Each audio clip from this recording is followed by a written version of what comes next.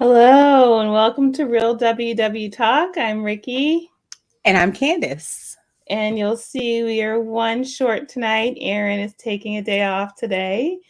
We definitely miss her, but she should be back next week. And yeah, how about we just get right into it? Candace, how was your week? My week was great. I feel like I'm in countdown mode. So, not to always bring up my chemo, but I am now to the point where I have 5 more rounds left. I'm still feeling really good. So, after we record today, I'm going for a walk. I'm keeping up with my exercise. So, that's just been my focus right now. Like, I'm very streamlined on let's just get through these next 5 weeks. So, can't believe I already completed 11 rounds, Rikki, and this will be Wow, round 12 total. Like, it's gone oh, by so fast. it's such a long journey, but trying to break it up in segments is really helping me to stay motivated, because if I think about it, long term, it really gets overwhelming. So Yeah. I just need things to celebrate. So I'm feeling Wow. good today, feeling good about that. The challenge for me has been that I'm still retaining weight sometimes with the steroids, and I told you that's just so tough because Mhm.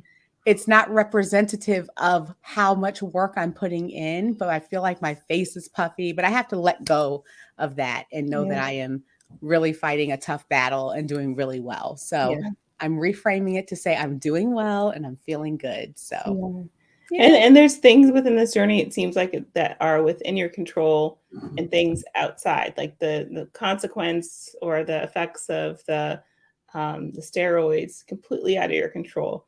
But going for a walk after, after we get off of here and keeping up with your activity and eat, changing your eating habits, all those things have been within your control and you've been taking that control. That's been feeling really good. Is it never really made sense to me, the whole statement of control what you can, because I thought I could control everything. And I'm like, actually, these little pieces I can control, or I do have some say so in, and the other things I let go of. So Mhm. Yeah. there I go with my growth and development. It only took me 39 plus years to get here. So, That's but right. how about you? How was your week? It's good. Week 3 of school, Mhm. getting back in the routine. I've been packing my lunch. I think the first couple of weeks there were different events and things, opportunities to go out to lunch or temptations to get things from the vending machine. But this past week I did a lot better with that. I not just ate my lunch, but I really focused on the snacks. I think the beginning of the week, I was going overboard with some of the snacks that I had. I just felt hungry at times. So going into this week, I prepped to bring, lower point foods. And I think it really helped. The scale didn't move this week, but, I also didn't have a big gain or anything. So I think that's reflective of not eating out Mhm. and, bringing my lunch and all of that. So, So yeah. are you like me, the is it the visual, like, that sometimes can get you? Are you a visual person where you might not even be thinking about a snack, but when you go by the vending machine, it's like, Hmm. and I don't know what your trigger may be at the vending machine, but mine is usually like chips, or if I see Hmm. Oreos. But is that something that usually can be a trigger for you from not Yeah, eating what you may have and bought? less with the vending machine lately. I mean, yes, I've been in the beginning I was going, but I feel like when I went there, I was wanting something sweet. Like I was really wanting something sweet to go with my lunch but it was unplanned and usually high in points when I did Mhm. that. But the bigger challenge for me is not just seeing something, but seeing something that's just lying out in the staff lounge, which means it's free. I Mhm. don't have to go find $1 to go put it in the machine. I can just grab it. And I Yeah. think that's been even more of a challenge, saying no to things like that. Mhm. But yes, definitely visual. I am a visual person. That's why ads are so challenging for me. 'Cause I'm like, Yeah. I wasn't even thinking about a Popeye's chicken sandwich, and now Have it's you seen where they show what they do with the food in the ads to make them look appealing? Like, they'll put, no. I mean, it's stuff that should make you feel better, that the food never actually is Mhm. as appetizing as it looks. They'll put, like, glue on certain things to give it, like, a glisten, to make it look Wow, like it's a certain way. that's And crazy. yeah, I found it on YouTube where they were like, "Look at the tricks that marketers and advertisers use to Mm. make you crave things. And it's Interesting. like, this is not at all something that, because it never, when you go to a store, it never looks like it does on the commercial No, no, ever. never.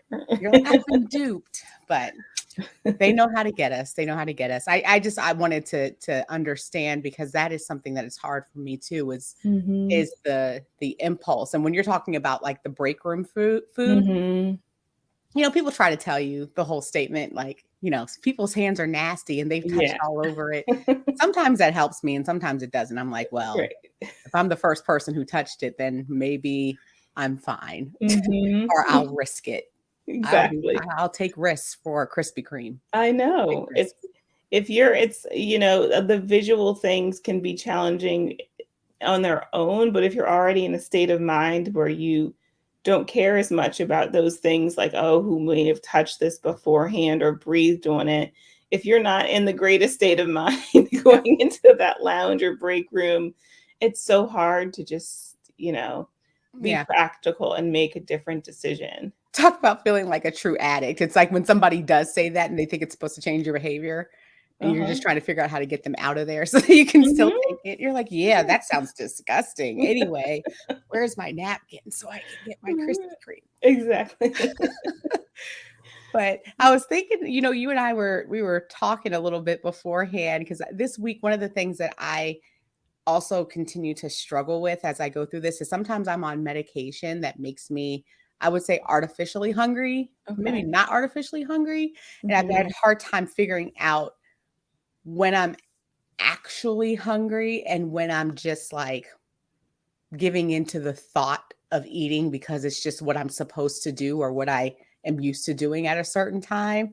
And I Mhm. wanted to bring it as something for us to talk about, because other people have expressed recently to me, who are in the weight loss world, that they are having trouble with knowing when they're full or knowing when they aren't full or when they Mhm. really should be eating. And I was like, you would think that's something that's just like a biological thing, that you just like, Mhm. when you're actually truly hungry and Yeah. when you're giving into a temptation. But I think that we've kind of gotten that messed up. Do you ever Mhm. struggle with that? Or is that I just me do. and everybody else? I do. I find that what adds to that confusion for me is, so many people telling me what works for them or what I should do. For example, there's this huge kick for intermittent fasting. And, I'm knocking that. I don't think that, I personally, I'm not a medical professional, so I can't say whether it's a good thing or a bad thing. But so many people I've heard say, oh, if you're trying to stave off your sugar levels, and yeah, and or if you're trying to, with your cancer journey, I know that you do fasting and it's Mhm. helped you. So like some people swear by it for lowering their blood sugar, but then it counteracts what I've heard about people who are diabetic needing to eat certain times of day. I'm not diabetic. I've been in the pre-diabetic level, but it makes me get a little confused because there's Mhm. sometimes where I've heard you need to eat every few hours. You need to like, so what is it, and what is the best thing for me personally?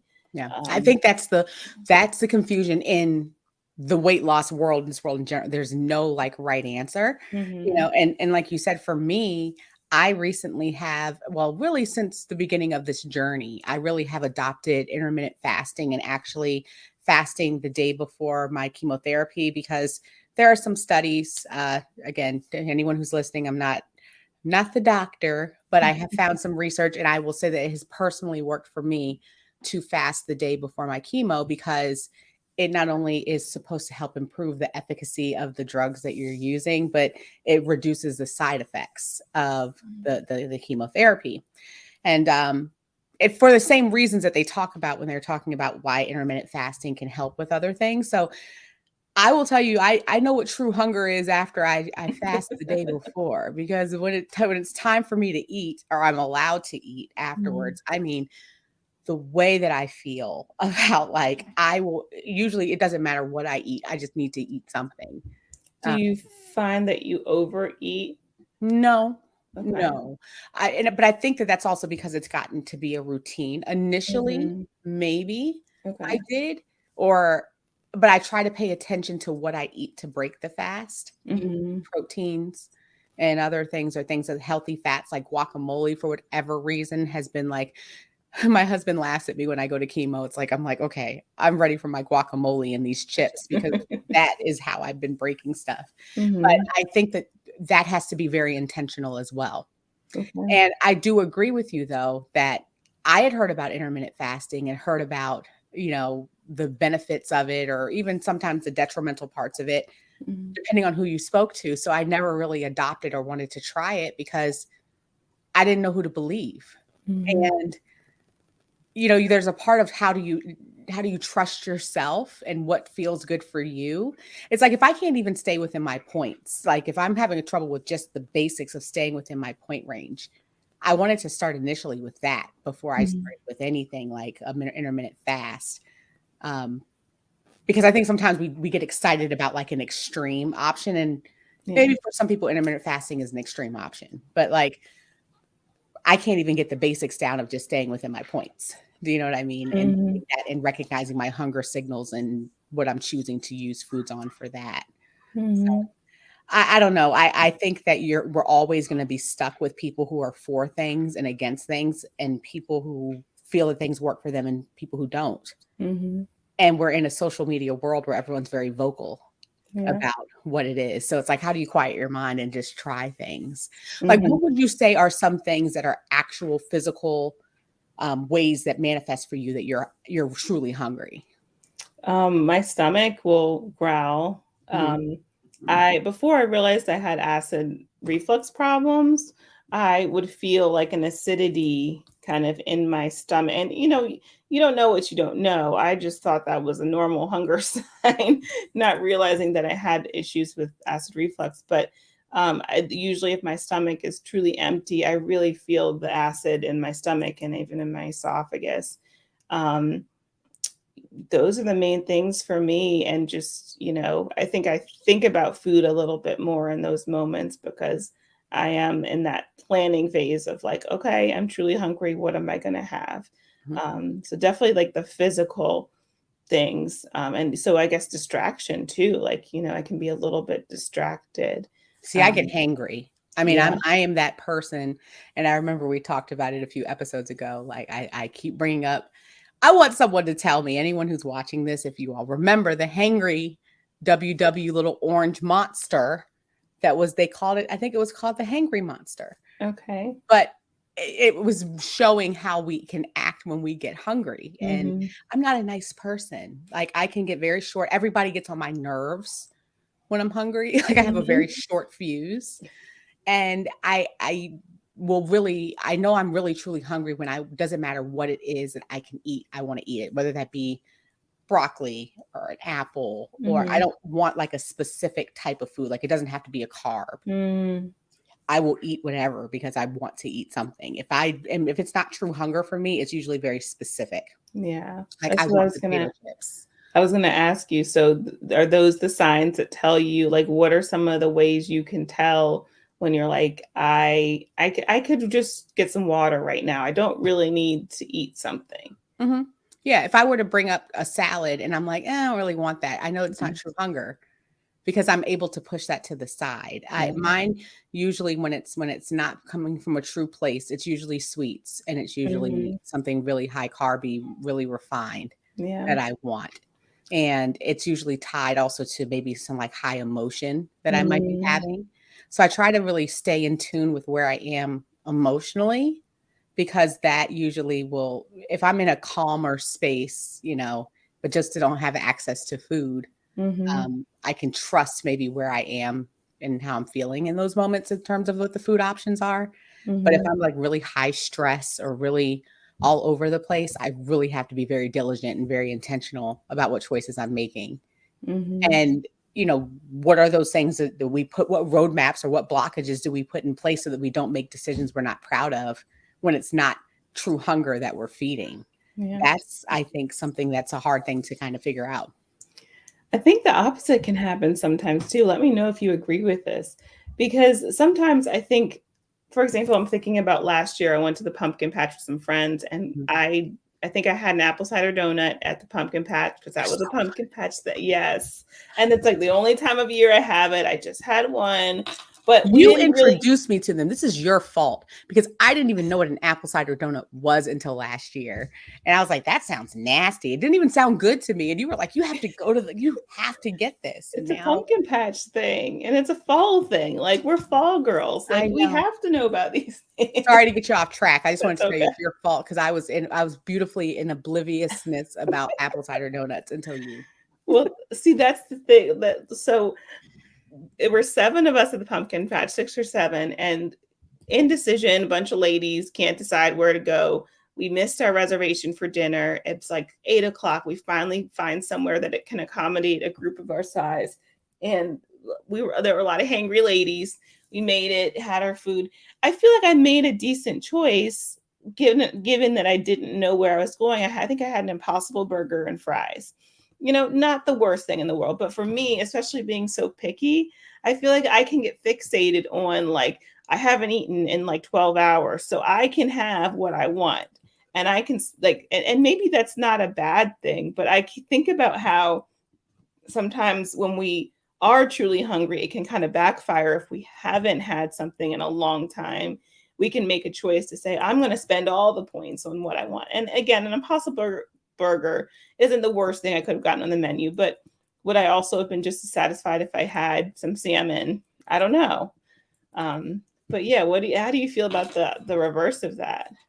Yeah, I definitely agree with you. I think that you have to pay attention and figure out what is it that is driving a little bit of the hunger or the things that it is, because I do think that it's a slippery slope when you do give yourself kind of that allowance because you haven't had, or maybe you feel like, I think whenever I feel like I've deprived myself of something for a period of time, I'm also very, very open to possibly overindulging when there's an option for it to be presented, especially if I haven't eaten a lot during the day or something. And that's why that whole logic when you're thinking about Thanksgiving of like, you need to make sure you eat breakfast so that you don't overeat for the actual meal, or how we've talked about that in the Great Plate and planning.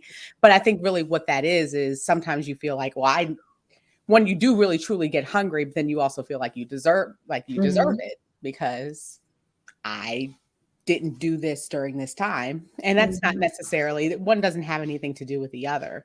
And you look at what you are always saying that you want to overindulge on. You're never like, you know what? I deserve broccoli. I deserve it. And you're not going to tell me that I cannot have any more green bean casserole. Like, I don't know. It's usually something that is, and I don't like to, we don't use the terms good or bad, but something that is more indulgent, more carby, more sweet, more fatty. I don't know, like that to me is a big, big thing to pay attention to. Yeah. And why do I feel like that's what I'm entitled to, as opposed to I deserve to have the apple. I deserve to have this.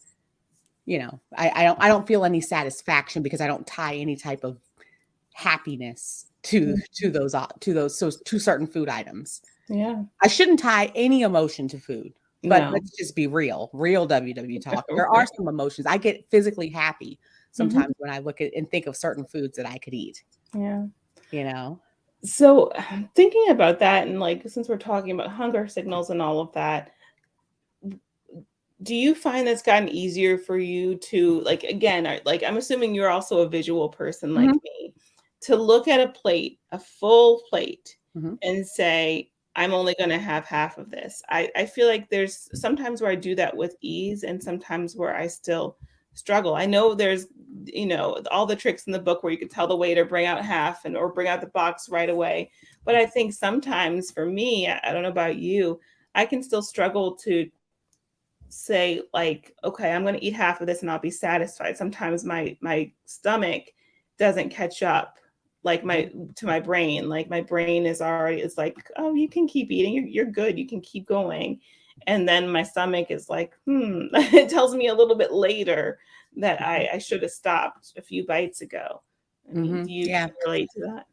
Oh yeah, definitely. And I think that there's a difference between what you should be able to do and what you should, and what the reality is. I tend to do okay with like the whole half portion and all of that when I'm on a roll with doing well with and feeling proud of the decisions I'm making like in my life consistently. Like if I'm not, I always give the analogy of the car revving up. Mhm. Like I'm at the part of the journey where I'm at the beginning and trying to get my mojo going. It's harder for me Mhm. to make choices like eating half of something or putting something to the side because I don't feel like I have enough traction. Whereas Mhm. if I've like been consistently making choices that make me proud for like a good amount of time, I'm motivated by the progress that I've made to make additional choices that make me proud. Mm. Because with that whole like half portion thing, another thing that I've always run into is I might do well at the restaurant and say I'm going to only eat half and have every intention that I'm taking it home and putting it in the fridge and never touch it. And then I just eat the other half when I get home Mm. later. So it's Right. like, I mean, it's just more maybe sometimes for other people or for, Mm. and so I still have to work on here and why. And I think that it's tied to how I'm feeling about myself in the journey Mhm. when I make those decisions. Yeah. Do you Well, find I feel yours like is tied to how you're feeling about how you're doing in other parts of the journey? absolutely, and the self-consciousness, like, sometimes maybe I'm more aware of what other people are doing or what other people are Mhm. ordering, like, and doing what I think I should do or what I want to appear to have done versus, like, "Did I track this whole meal? Yeah. Okay, if I'm truly hungry, I can have it. I don't have to split it in half," but really, I'm probably, you know, gonna just be able to split in half and truly save it for later and not just have it be about appearances. But, that's also why I like to be the one sometimes to have other people like, again, depending on where I am in my journey, but I sometimes Mhm. like to order after somebody else so I Mhm. can see what kind of day we're having. So Right. so it's like, okay, let's see if Ricky's gonna order a salad so I Right. can see if we're doing salads today, or is she gonna be like, "Girl, I'm getting fries." And I'm like, "Okay, great. I'll Right. get the cheesesteak." Why is it that my order is dependent on how Mhm. you are building your day? Mhm. I know that's, like, probably going off on another tangent, but No, that I mean that to me, it's all tied in together because it should be mhm. that I'm confident enough in the choices that I made or the plan that I had, that it doesn't Mhm. matter what you're ordering. I am going to order what choice I made for myself, but Mhm. I can be very heavily influenced by the choices Yeah. of others. I think we're definitely social beings, so Mhm, we and being reformed people pleasers, I think we want to do something that we get our happiness from knowing that or we previously got our happiness from knowing that other people are content or they're comfortable. Sometimes you go to a restaurant and you have the opposite. You have the people who are like, "Well, I'm getting a burger. Why are you getting that salad?" Like, you don't have to do Weight Watchers tonight. Like, you don't mhm, have like why you don't have to eat that. Get what you want. Like, mhm, I can't just want a salad for tonight. Like, I mhm. can't, or if even it can go for people who have intolerances and there might have people who say, well, if you want cheese tonight, why don't you just have it? You have those Take a people who Lactaid. right, right. Yeah. So I think those influences are a lot harder depending on who you're with Mhm. to control. And really, it should be that it is really you really are able, and again, there's a lot of coulda, woulda, shouldas. You should be able to be apathetic and to be very uninfluenced by the thoughts and opinions of others. Mhm, However, like you said, with being social people, I think that it still is still tied to, for me, where I am in my journey, because I still mhm, will feel, even as someone who is a reformed people pleaser, I have more strength when I have been consistently exhibiting the exercising my no muscle, mhm. or showing myself that I can have and stay within boundaries. Yeah, Um, I when I am definitely consistently giving in, then it's easier for me to do that. I yeah, am less influenced when I have been consistently honoring my boundaries, to be able to look at somebody and say, "That's just not the choice." And I'm usually very proud, yeah. especially if I feel like I'm my weight loss is showing, or I'm very, that's just what I'm having. You have whatever you want. I'm going to have my sparkling seltzer with a raspberry mint, no zero calorie thing. And not even because that's like the healthy option. I might Mhm, really truly want it. But mhm. you getting the frappuccino, I don't know, wouldn't be something that would trigger me, because I'd be very focused on what I wanted in my journey. Mm-hmm. I don't like that that's fleeting. I don't like that that is sometimes, because even if you even look at it on a weekly basis, at the beginning of the week, when you first are starting, you might, for some people, that might be the time that they're more indulgent. For others, it might be the time that they really are trying to like be perfect and make good choices all the time. So depending on where you fall in that spectrum, you know, could kind of play with your choices as well. Yeah. I think it is challenging because we have the best intentions and it may just be that there's some days where we do give in, but I think a lot of times what you're saying, it's the habits that we've built. Whether if we haven't had those consistent habits, then it's a lot harder to maintain that choice. But if we've said, I've had a solid month. I've seen some weight come off. I've seen a difference in this area. My stamina's gotten better. It doesn't become worth it. It's not worth it as much to say I'm going to have, a cheeseburger tonight. I'm going to have pizza. Whatever it is, it may not be as worth it. It might be an easier choice to say, you know what, I want a salad, or I want, this lower carb option, whatever it is. And I also, I think that we have to get to the point where we get more comfortable with being honest with ourselves when we have identified that the choices that we're making are not due to like physical hunger, or because we've identified some things tonight that we know clearly tell us if this is not a true hunger. This is this is me wanting to give into an indulgence. But my question to myself and to all of us is, what do we do once we've acknowledged that? How do you stop yourself from giving into the thing that is not based on an actual need, but more a want to be out of control, really? Yeah. Because I think that I still sometimes struggle with an uncomfortability. It's been easier with the cancer journey because I feel like there's real repercussions that I feel tied medically to overindulging into doing things. But without even that as a scary motivator, it's like, what do you say when you want to give in, when you want to have the carb? And not carb, when you want to have the thing. It just for me tends to be French fries or whatever. Because I'm not trying to label carbs bad. I'm just making that statement that's something that I have to be able to say, this is not based on anything other than either wanting to sabotage, feeling like I deserve to feel good, not I deserve to punish myself really with food. And it's reframing it. Yes. I think that's the word, reframing. And like, that's why Weight Watchers, I think, really focuses on having your why close by. And so in those moments, I mean, they used to talk a lot more about having, they didn't call it a token, but what was it? You know what I'm talking about? What did they call it? Do you know what I'm talking about? Basically a token or like some type of thing to remind An you. anchor. An anchor. Okay. Thank you. You got it. I was like, I'm going to go with you until it. You remembered having an anchor. And I think that's, for me, my anchor is typically like pictures or things on the phone, or I have a little note page on my phone in the notes app of quotes and reminders. And for me, that's like the combination of those is my anchor. And I don't know. I would say, and this is advice to myself, I have to learn to use these things more when I am in that moment.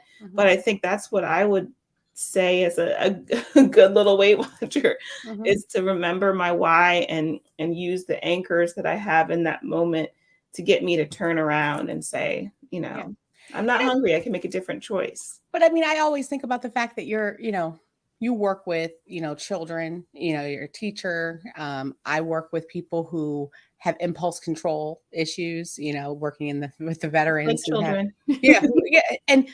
And so it's very easy to look at them and to say, well, these are the things, and you need to be able to use this. But when it's yourself and internalizing it, it really is tough. But life sometimes will make it less tough. And I've told you that's what I am happy, sad, because I'm happy, sad that I have that now as an additional layer that I do feel has helped me to stay less out of control for long periods of time. I still have my moments, but they're not as long as they used to be. Yeah. And I never thought that I was one who wanted to have like a medical issue to do that for me. But unfortunately, it's shown that like sometimes we just don't do the things that we know that we're supposed to do.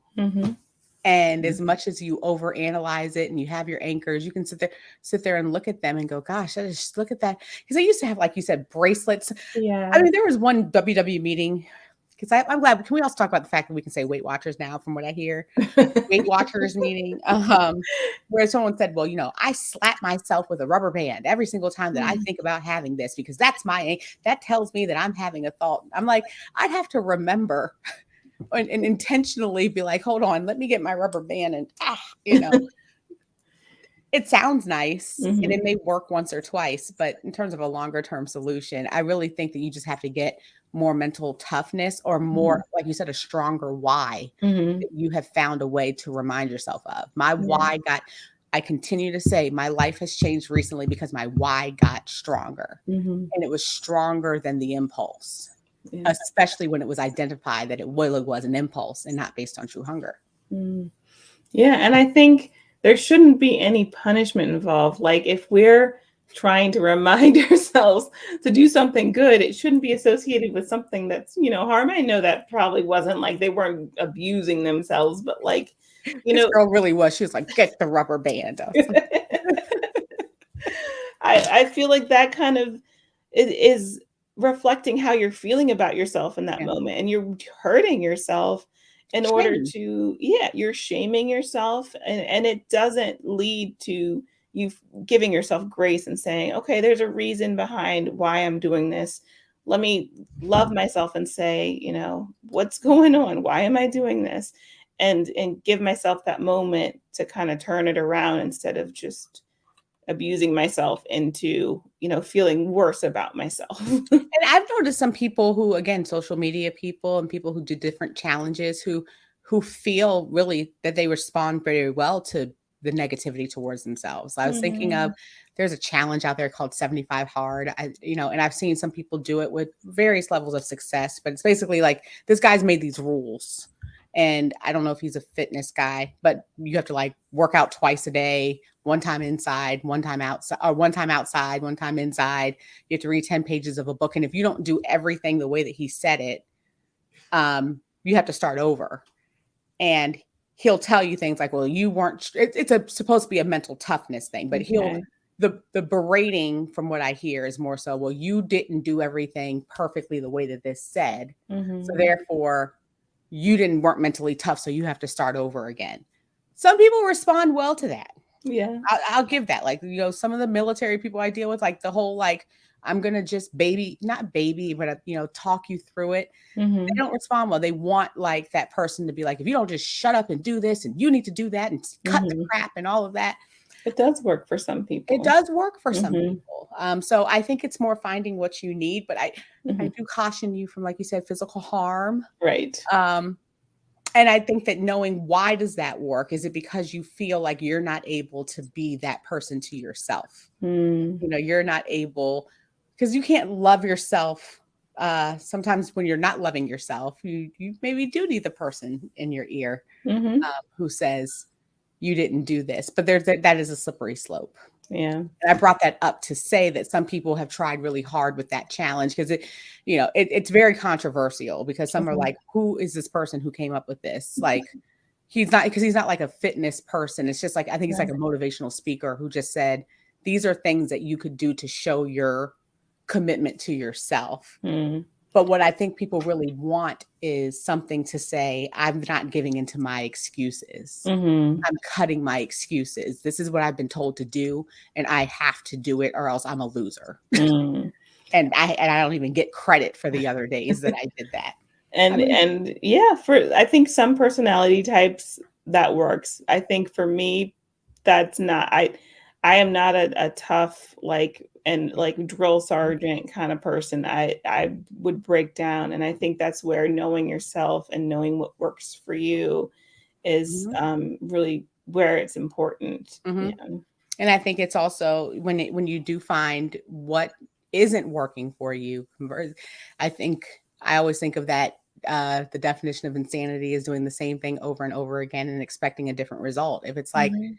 okay, I might not need the person who's being the drill sergeant, and I might not need to be that to myself, but me also doing this isn't working either. There's Right. going to have to be a time where I recognize that I am the common denominator here, and there's nothing that's changing. And Right. why?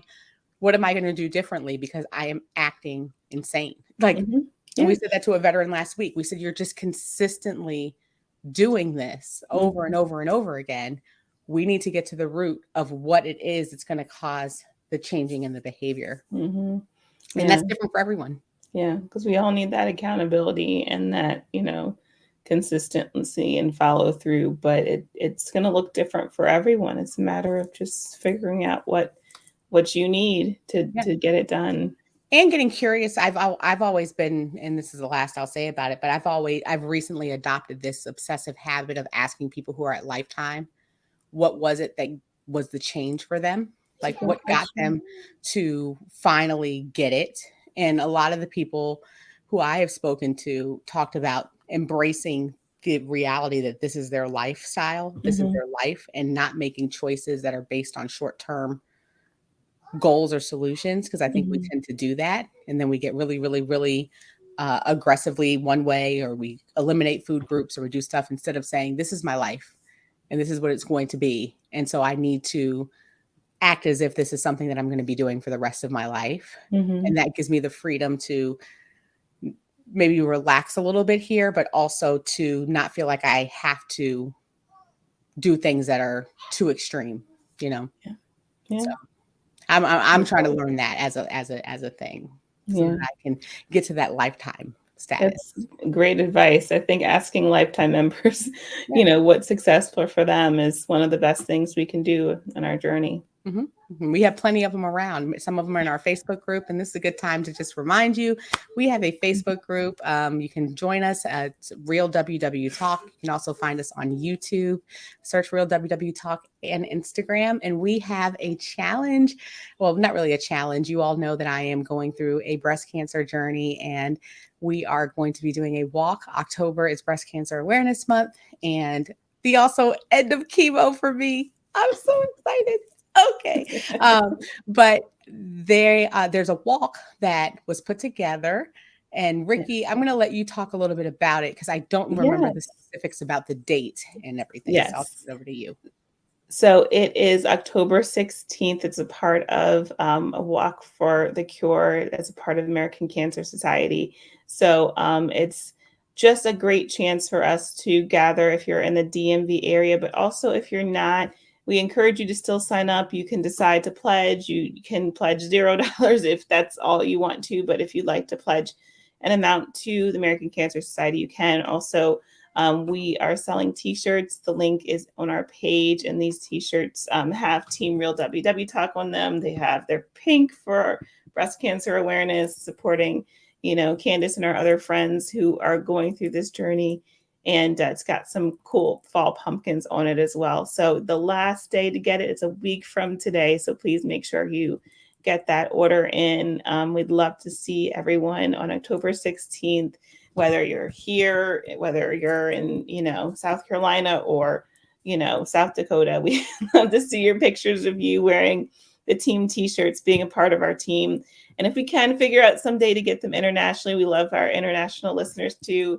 It just didn't work out with Custom Ink, but we'd love for you to still wear pink on that day and join us for a 3.1-mile walk. Yeah, because it's not just, and I appreciate all the support that the community has shown. And we have so many, I like the term now, so many breasties, so many people survive various stages, some who are currently going through the journey with me, some who have been survivors anywhere from 1 to 25 plus years and on. So this is just an opportunity for us to come together as a community.